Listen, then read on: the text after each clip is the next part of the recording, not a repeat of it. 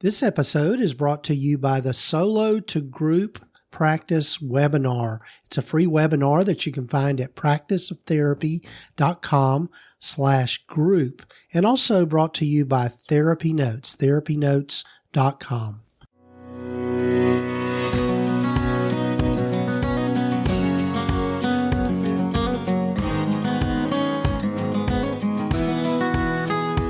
This is the Practice of Therapy podcast with Gordon Brewer, helping you to navigate your private practice journey.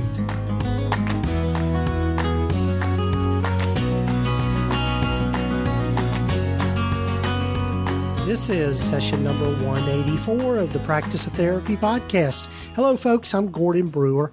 Glad you've joined me. Hope you're having a good summer. Well, if you're at least in the northern hemisphere and it's summertime. For those of you in the southern hemisphere, of course, it's wintertime. But that's hard. I think when we live in different parts of the world, that's hard to remember. But anyway, whatever season it is for you, I hope that you're having a good one.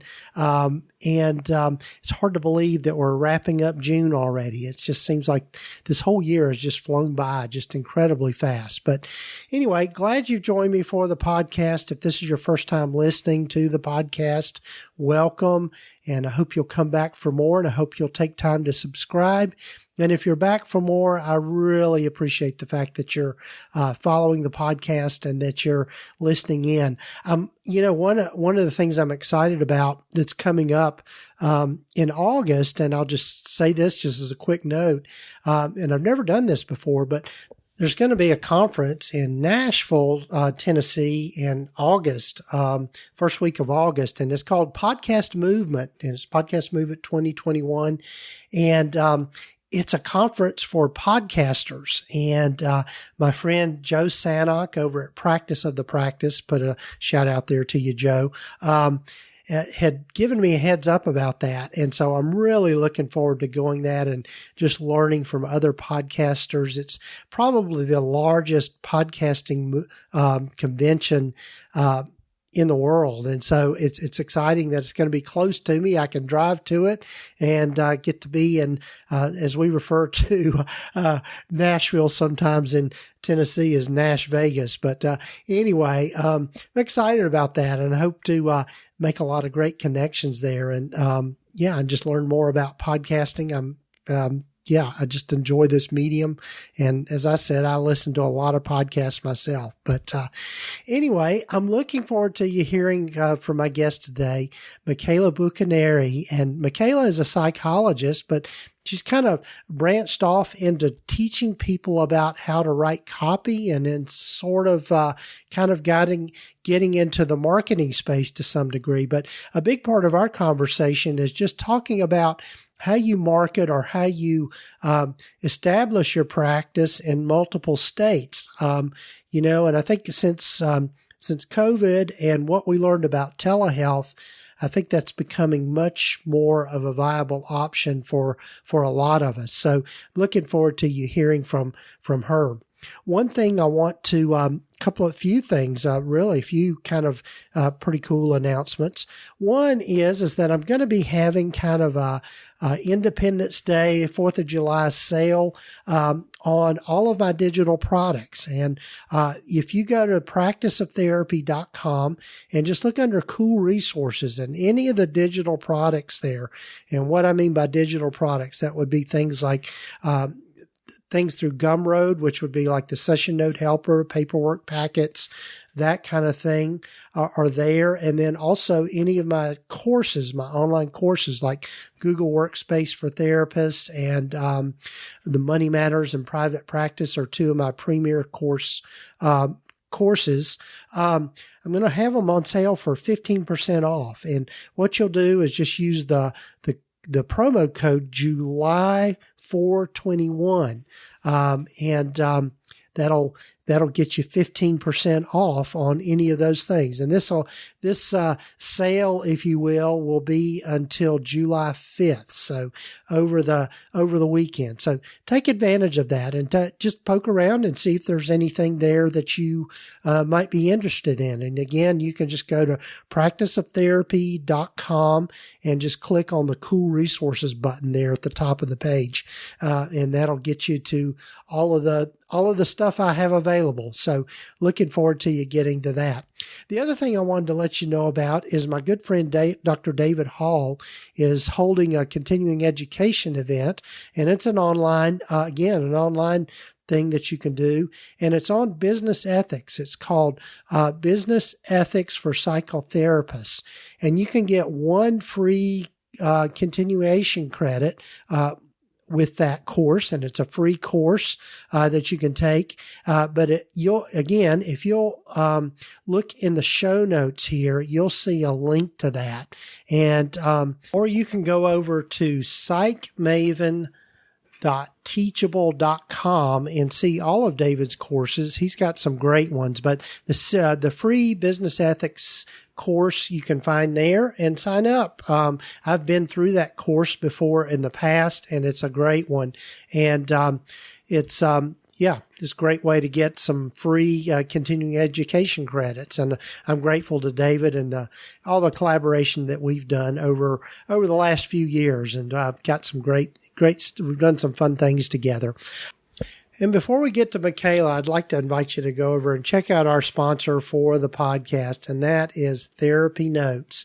And if you'll go to practiceoftherapy.com/TherapyNotes, you can check them out. They are the leading electronic health record system for mental health providers in private practice. They're who I use in my practice, and I just love their platform. It is one of the best out there. In fact, it's rated as one of in the top 10 of all the EHRs for our niche. So be sure and check them out. And when you go to check out, use the coupon code Gordon, just GORDON, and you can try them out for 2 months for free. So it's a great deal. So be sure and check them out. practiceoftherapy.com/TherapyNotes. And so without further ado, here's my conversation with Dr. Michaela Buccaneri.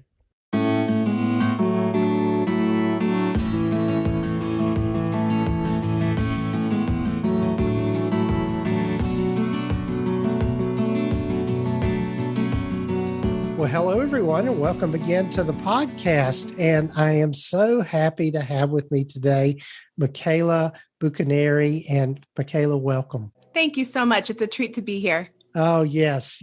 And I know just chatting ahead of time before we started recording, I think this is going to be just a fascinating conversation for people to listen in on. But as I start with everyone, Michaela, why don't you tell folks a little bit about your journey and how you've landed where you've landed?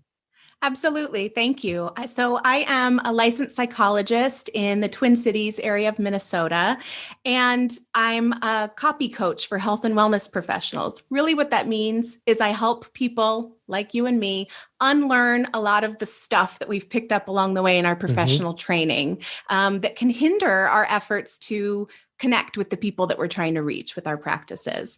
And my journey to that side of my professional identity kind of came about in a twisty-turny sort of way. It was just on the job learning as I was looking to market my own therapy practice with a small budget, wanting to be able to kind of DIY my website copy and my marketing. And I found that content marketing, so creating valuable, free, targeted content that would serve the people I was trying to reach, turned out to be a really great way for free to get the ball rolling and start getting some good word of mouth referrals. And so I've since transitioned into doing that full time, supporting other health and wellness professionals in doing the same. Oh, it's awesome. It's awesome. And I know that one of the things that we were chatting about that you're really kind of helping folks with is really just this whole opportunity to market ourselves, not just locally, but for some people it's statewide, and other folks it's just internationally and, throughout the world. And so tell folks a little bit about kind of how you landed on that and just kind of your passion around that. Absolutely. So I can own first and foremost, I won't bury the lead. I'm for licensure portability. I'm for expanding our reach, serving more people. And what I've found is that there's a lot of excitement and awareness of that building, not a lot in the way of practical guidance for how a human being does that in the span of a work week. And so what I've been excited to do is share what I hope is an encouraging message that marketing yourself in multiple areas does not have to mean exponentially multiplying your effort or your time investment. In fact, I will go ahead and say, if you've already established a practice in one geographic area, you've already done the lion's share of doing all that reflection and all that niching down and getting very clear on who it is you're trying to reach. And then it's just a matter of repurposing some of what's been working best for you. Right. Yeah. And it's, I think as we've, hopefully as we're recording this, I think we're coming out of the whole COVID pandemic, at least here in the United States. I know worldwide it's a different story, but one of the things that I think most of us realized is that, mental health care can be done very well in the online space. And so one of the things that I started really kind of thinking about, I did a website redesign earlier this year. And one of our goals was, okay, how do we market to a broader audience than just a broader reach than just here in our little local area? And so I think that's going to be coming. And I totally agree with you. I think licensure portability is something we really need to push as a profession. It's just too complicated and too many moving pieces for a group of professionals that do essentially some of the same things. And we need to get off of our little territory kind of thing. Agreed. It's all made up anyway, right? All the dividing lines. So Right. So tell folks a little bit about kind of your process for working with people around these issues and really kind of thinking about, expanding their reach with marketing. Absolutely. So one of the first places I would begin is getting clear with people about what is their reach goal? Like what are the territories they're actually looking to expand into? Because what can actually happen is there's this sort of in-between area. You have over here someone who's looking to market a therapy practice that is location specific. So maybe I'm online, but I'm serving people in my state A, right? Then you have people who are like you with your website redesign and your business looking to reach a global audience.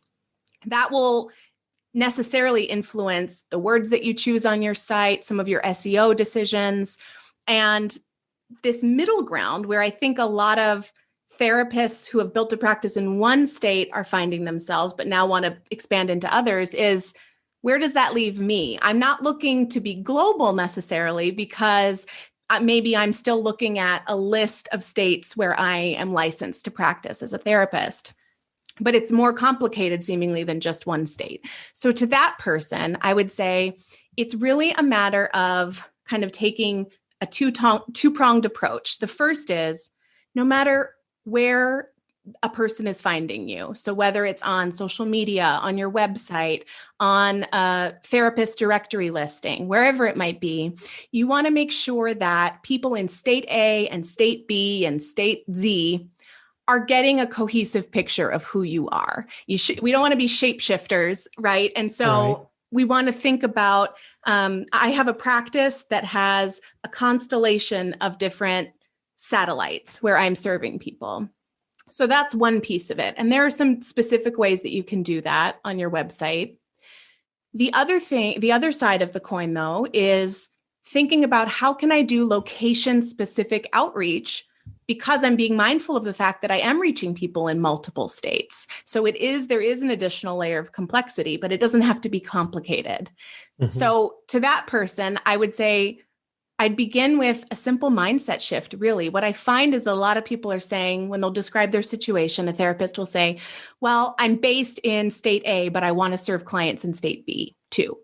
Mm-hmm. The simple mindset shift is, what if you were to step back and say, I'm a therapist who's based in state A and I'm a member of the community in state B. What might that do to how you think about location-specific outreach? Right? Because that's something most therapists can wrap our heads around is, okay, I need to get to know my local community, not just potential referral partners, but also local politics, local issues of relevance to the people that I'm hoping to reach there. Right.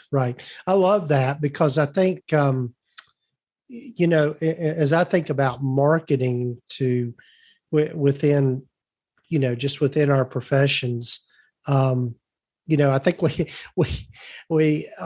automatically kind of cringe when we hear the word marketing or selling or any of that sort of thing, which I get.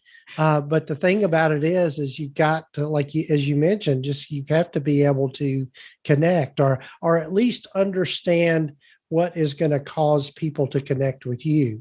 Yes. And being able to help people because, I'm a broken record here, but marketing is just simply conveying to people how you can help them. Absolutely. And that's it. I wholeheartedly agree with you. Yeah. None of us went to school usually to get into marketing when we went to our training to be therapists. At the same time, it's something we just have to get over. We have to redefine it for ourselves and see it for what it is in our field. I really appreciated in your conversation with Andrea Jones, I loved the piece about we have to operate differently, for example, on social media. We can't say, describe a traumatic situation. Like, anyone with me, share your story below or tag a friend who could use some therapy. It's like we have to front load that relationship building by marketing, by educating them on what we have to offer, by helping them gain clarity around what that process looks like. And then from there, then hopefully they're reaching out to us and we can go from there. But yeah, it has to begin with us proactively. Right. And what I would add to that is really being able to convey to people in as few words as possible what their life will be like after they come to therapy and what the potential is there.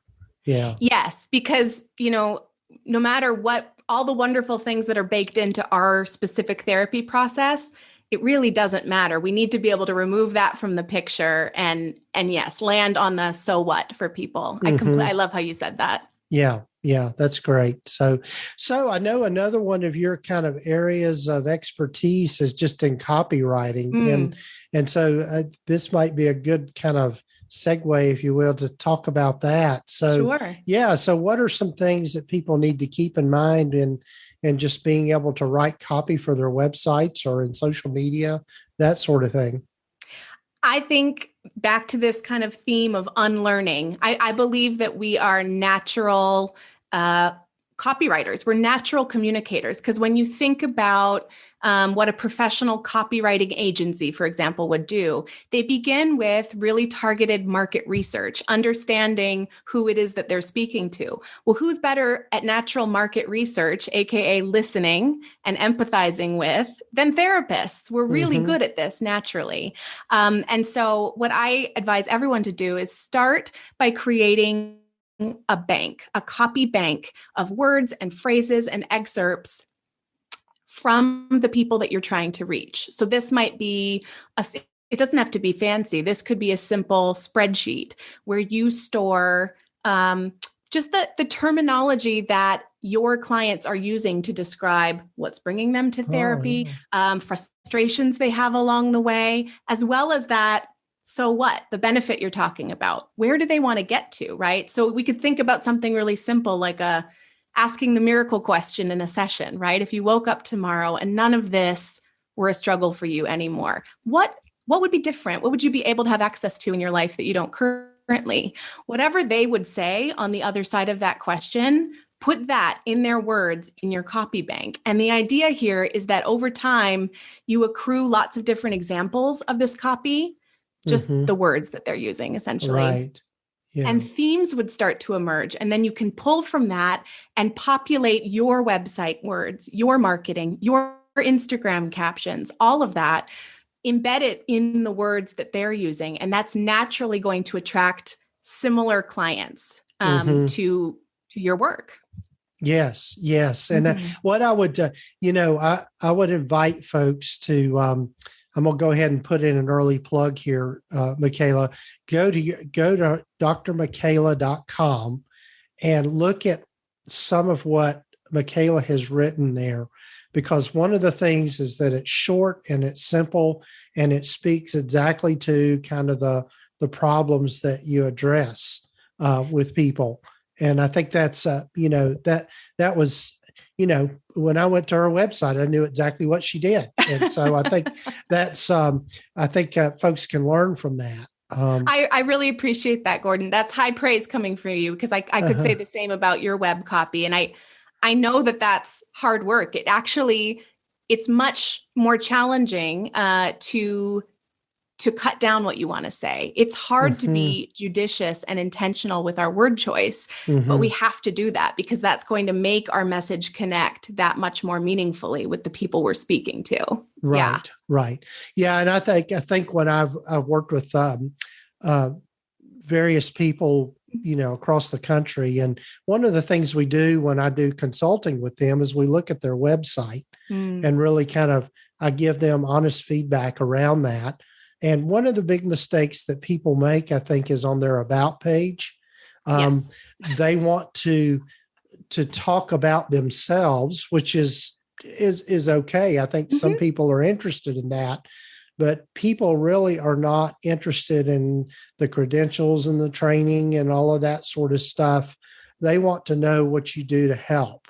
And so I think that's one of the things that we have to again, it's like you said, a mindset shift, because most of it, fortunately, most of us are blessed with having had a good education and kind of that whole academic mindset. Yes. And writing copy for marketing is not like writing a term paper or a research paper. Not at all. And don't do that. You will bore people to death and put them to sleep. And so you put it in everyday language. Yeah. I love that. Yeah. Great point. One of the first blog posts I ever shared back when I was building my own practice was the title was "Your Website is Not a Resume." And it's that exact idea. It's like, it's not about burying or denying our training and our credentials. You worked hard for those. It's about sprinkling them in judiciously, but that letting most of the talking be done by that bridge between, all right, you're here on my about page. What are you dealing with? It's about you as the person I'm trying to attract to my therapy practice. Right. It's about where you want to go. And it's about how I can help bridge that divide. That was one of the biggest secrets I learned when I first got, started way back when. I don't want to date myself too much, but when I first started putting my website together, is that the myth is that your about page is about you as the therapist, but no, your about page is about your client. Yes. And that's I guess a little secret to let everybody in on. So, but and the about page is usually the second most visited part of anybody's website.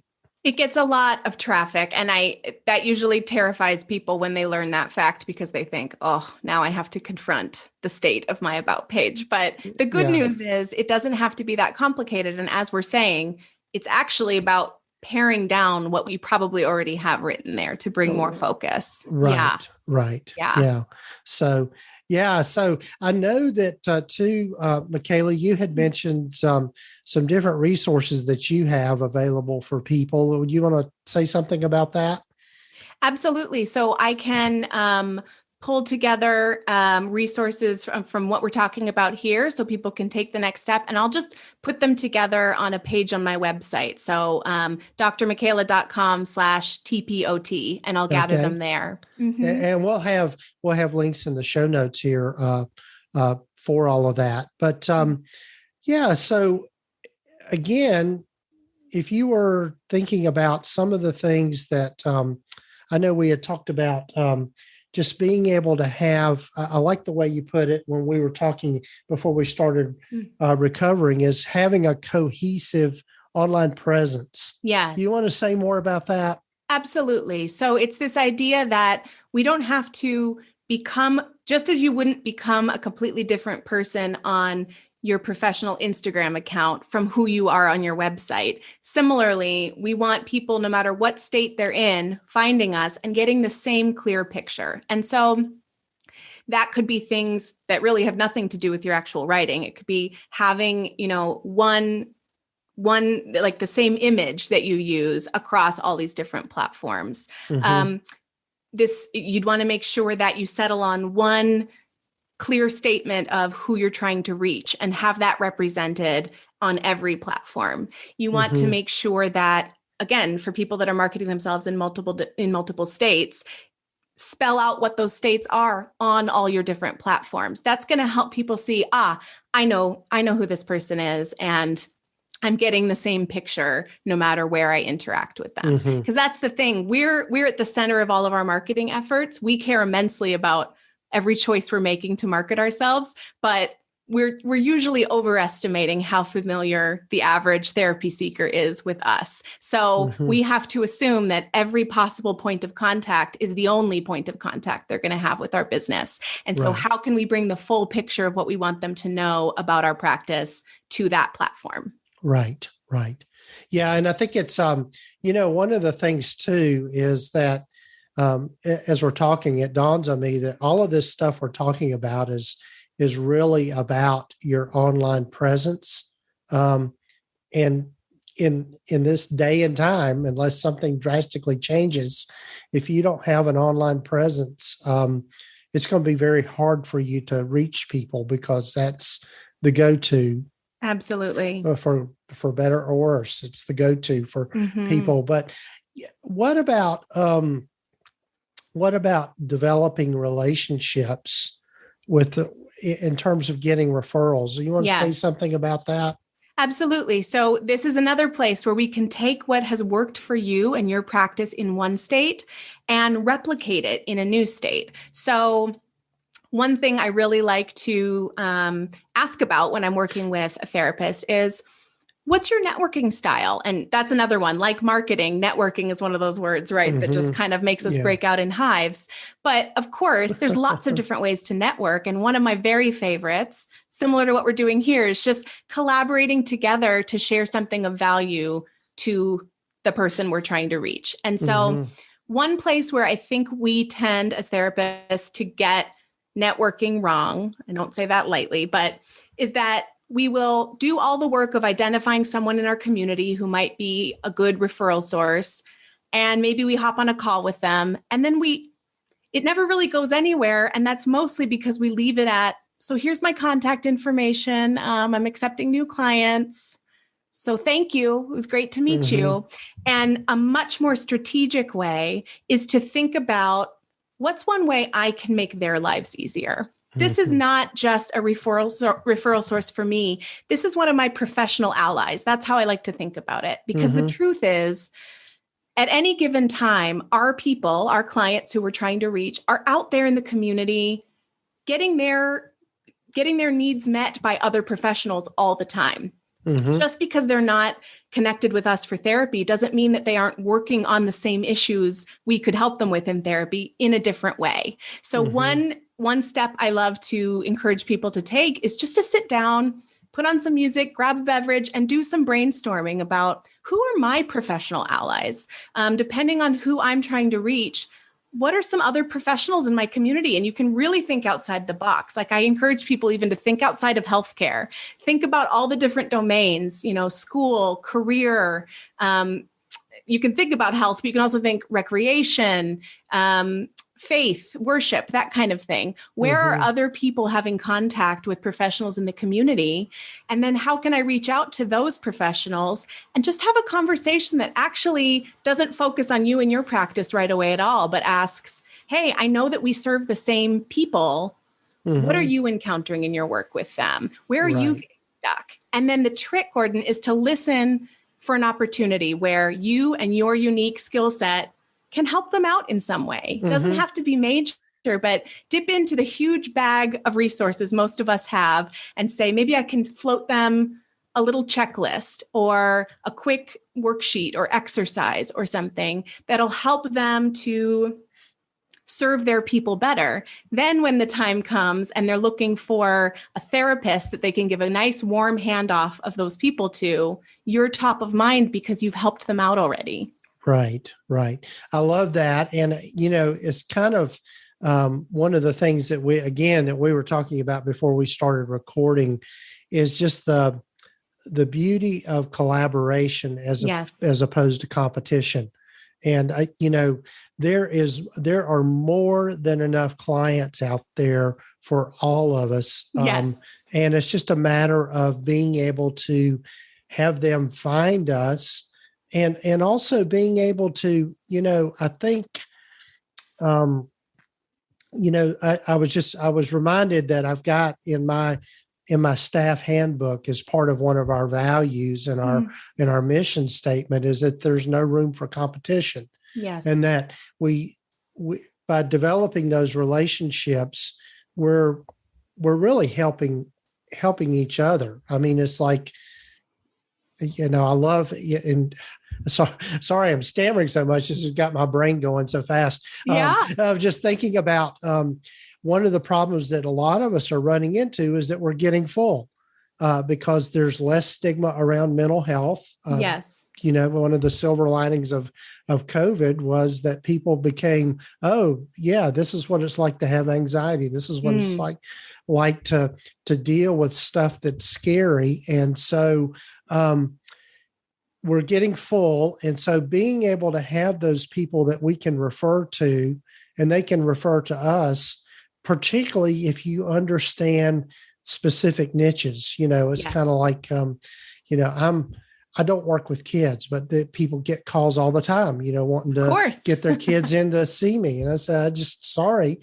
My daughter told me years ago, I suck at playing Barbies. So I'm not going to be a great therapist for your kids. That's to heart. It stayed with you. Yeah, that's right. So building those relationships and really knowing your community, kind of going full circle back to what you said at the beginning of really knowing the communities you're working in, is such an important piece, which is networking, marketing, whatever we want to label that. Absolutely. And I think one of the things I love about taking a collaborative approach to this is that it's so narrow to think about ourselves in competition with other professionals. Like life is just way too short for that. The minute that we think about, oh no, we're all on the same team collaborating, it opens up, like cognitively, we become more creative in our brainstorming and we start to think, we're all benefiting. Surely our clients are benefiting because now you have two heads working together to, brainstorm how we can serve that client better. But we also have this wonderful exchange of value in the sense that, okay, if I'm reaching out to this other professional in a completely different field from me, but who is one of my professional allies, we're speaking to the same client, I might be coming up with a piece of content or something that I can do for them that helps make their lives easier in serving that client.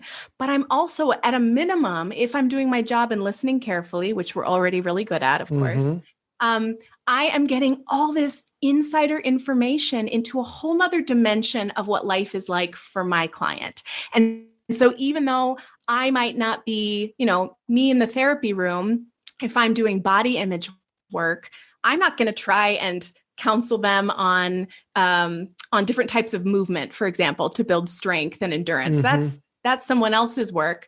But it's very helpful to me to have that context of what work they're doing and what these other professionals are seeing with regard to my client. So it's all gold. Yeah. Oh, I love this. Well, Michaela, I want to be respectful of your time. And I know that this is a conversation we could probably continue for hours. Yes. And hopefully we'll get to do it again here before too long. But tell folks again the best way to get in touch with you and if they have more questions about what you do. If folks go to drmichaela.com/TPOT, that's where I'll round up all the goodies. That's awesome. And we'll have links, direct links in the show summary and show notes. And you're so kind to do that. Hopefully we'll be having a conversation again. Thanks so much for being on the podcast.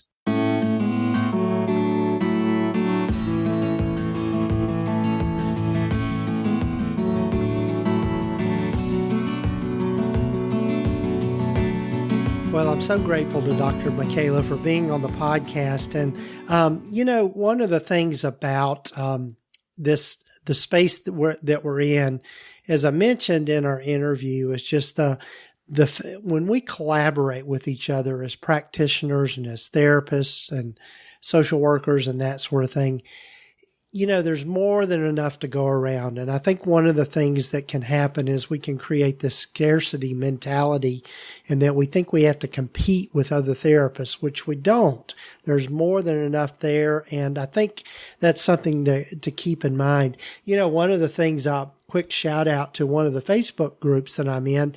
There is the East Tennessee therapist networking group. That's a private Facebook group for people that are practicing in East Tennessee. And one of the things I did, and this might be an idea for you just in your area, is I put together, created a Google form where people could fill out their information and just set up a Google Sites webpage to share that information with everybody. And so everybody in that group has a link to that web page. And so it's like a mini directory to some degree, so we know who to refer to and to be able to share. And that's a lot of what our networking group has to do with. It's kind of like, do you know somebody that works with kids with eating disorders, or somebody that works with teens with OCD or something like that. And we're always looking at ways to refer to each other. And as I mentioned in the interview, is that I think a lot of us are just getting full, and so we're having to refer out anyway. So again, not to harp on that too much.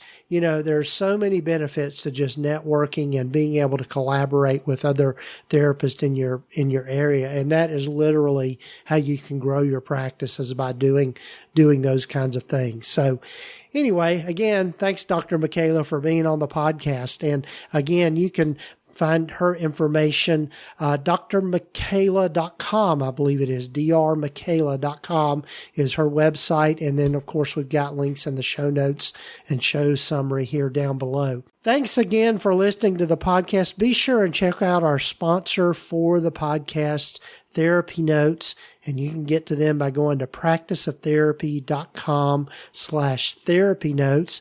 And be sure and use the coupon code Gordon, just GORDON, and you can try them out for 2 months for free. And also take advantage of the July 4th discount on all of my digital resources. Those are the ones that I house on the Gumroad platform and also on Teachable. Use the promo code July421, and that will get you 15% off any of those things until July 5th, 2021. So, and also be sure and check out my friend Dr. David Hall's free CE course, and you can get to that by going to psychmaven.teachable.com, and you'll be able to find that course there. So anyway, get one free CE, and the course is free too. So I just want to put that in there as well. So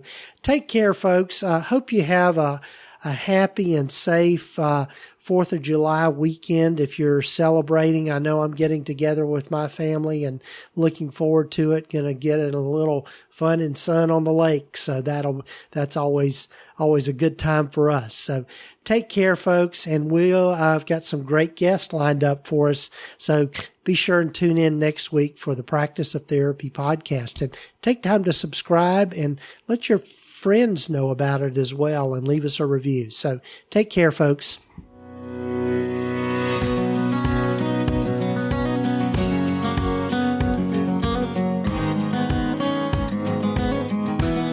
You have been listening to the Practice of Therapy podcast with Gordon Brewer. Please visit us at practiceoftherapy.com for more information, resources, and tools to help you in starting, building, and growing your private practice. And if you haven't done so already, please sign up to receive the free private practice startup guide at practiceoftherapy.com. The information in this podcast is intended to be accurate and authoritative concerning the subject matter covered. It is given with the understanding that neither the hosts, guests, or producers are rendering legal, accounting, or clinical advice. If you need a professional, you should find the right person for that.